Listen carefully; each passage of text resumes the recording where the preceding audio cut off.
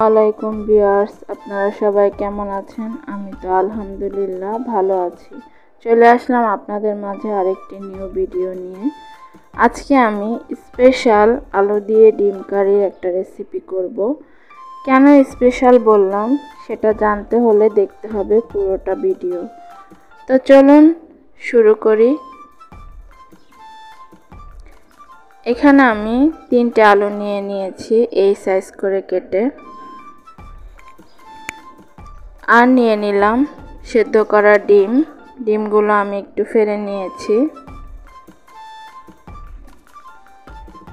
এখানে নিয়ে নিয়েছি মরিচের গুঁড়ো, হলুদের গুঁড়ো, ধনিয়া গুঁড়ো, জিরা গুঁড়ো, পরিমাণ মতো লবণ।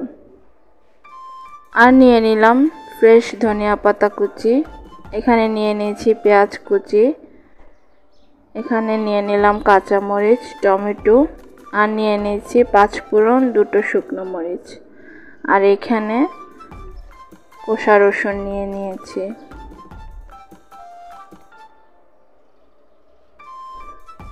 চলুন রান্নাটা শুরু করি। ভিডিওর শুরুতেই বলে রাখি, ভুল হলে ক্ষমা দৃষ্টিতে দেখবেন।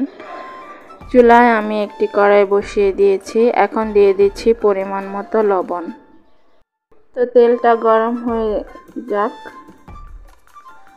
এই তো তেলটা গরম হয়ে গেছে। দিয়ে দিলাম 1/2 চামচ লবণ, 1/2 চামচ হলুদের পাউডার,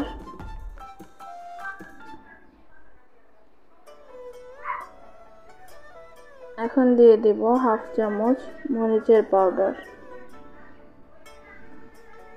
এখন ভালো করে একটু নেড়ে মিশিয়ে নেব।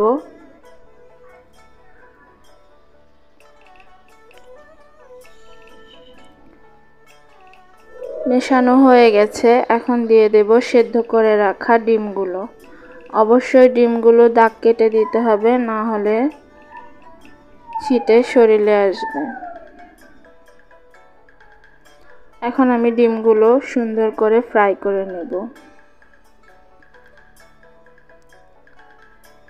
এই তো ডিমগুলো ফ্রাই করা হয়ে গেছে। এখন আমি একটি পাত্রে তুলে নিচ্ছি।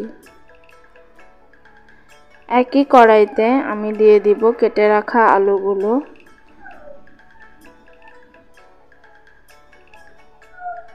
এখন দিয়ে দিচ্ছি 1/2 চামচ লবণ,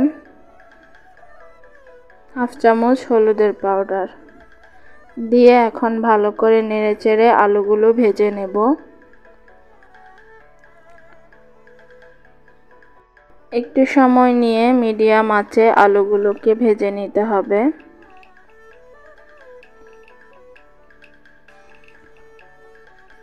এই তো আলুগুলো ভাজা হয়ে গেছে। এখন আমি পরিমাণ মতো তেল দিয়ে দিচ্ছি কড়াইতে।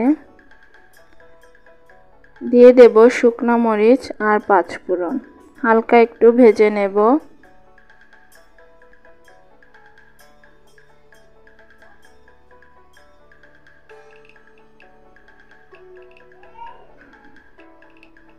এখন দিয়ে দিব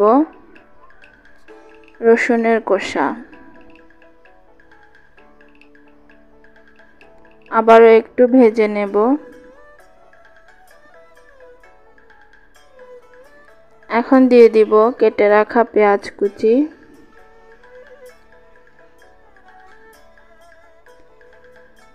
পেঁয়াজগুলো একটু ব্রাউন কালার করে ভেজে নেব।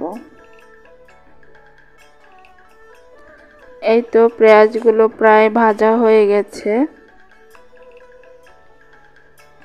এখন দিয়ে দিচ্ছি 2 চা চামচ আদা রসুনের পেস্ট।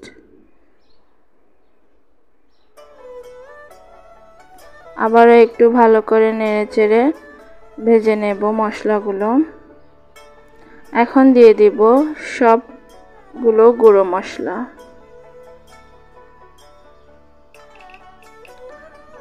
ভালো করে মিশিয়ে নেব।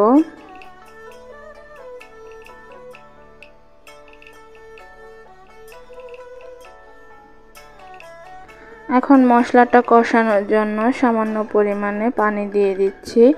ভালো করে মশলাগুলো কষিয়ে নেব।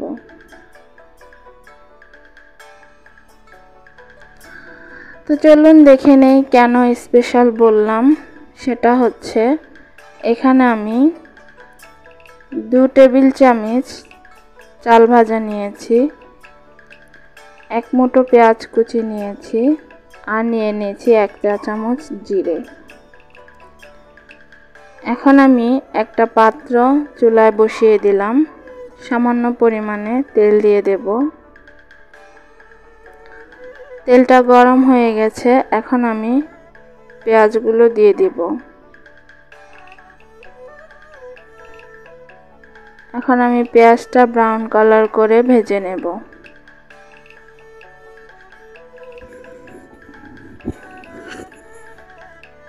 পেঁয়াজগুলো ভাজা হয়ে গেছে, এখন আমি চাল ভাজা আর জিরে দিয়ে দিলাম, আবারও একটু ভেজে নেব 1 মিনিটের মতন।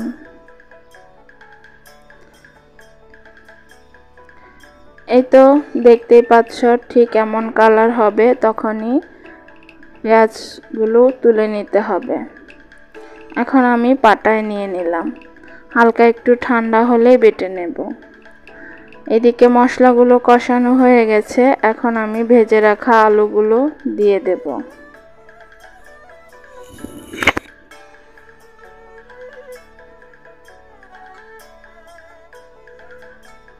টমেটোটা একটু ভেজে নেই, এখন আমি আলুগুলো দিয়ে দেব।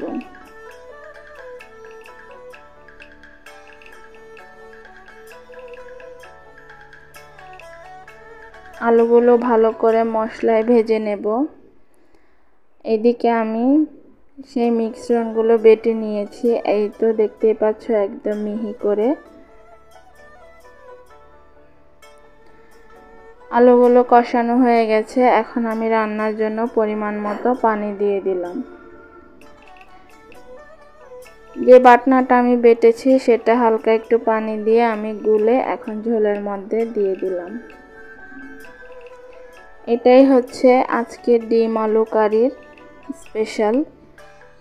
এই বাটনাটা যদি তোমরা ঝোলে দাও আর কোনো কিছুই লাগবে না, দারুণ টেস্ট হবে, একবার হলেও ট্রাই করবে।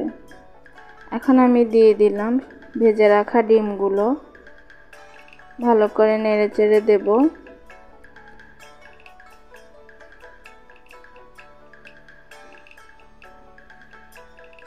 এখন দিয়ে দিচ্ছি কুচি করে রাখা ধনিয়া পাতা, আবারও একটু ভালো করে নেড়েচেড়ে মিশিয়ে নেব।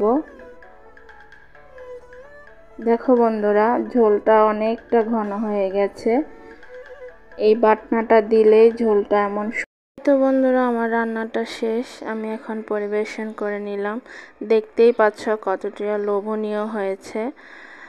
তো যারা এখনও ট্রাই করনি অবশ্যই ট্রাই করবে, আর অবশ্যই বাটনাটা দিয়ে রান্নাটা করবে, তাতে গ্রেভিটা দারুণ টেস্ট আসে। আমার ভিডিওটা ভালো লাগলে অবশ্যই সাবস্ক্রাইব করে দিবে। আল্লাহ হাফেজ।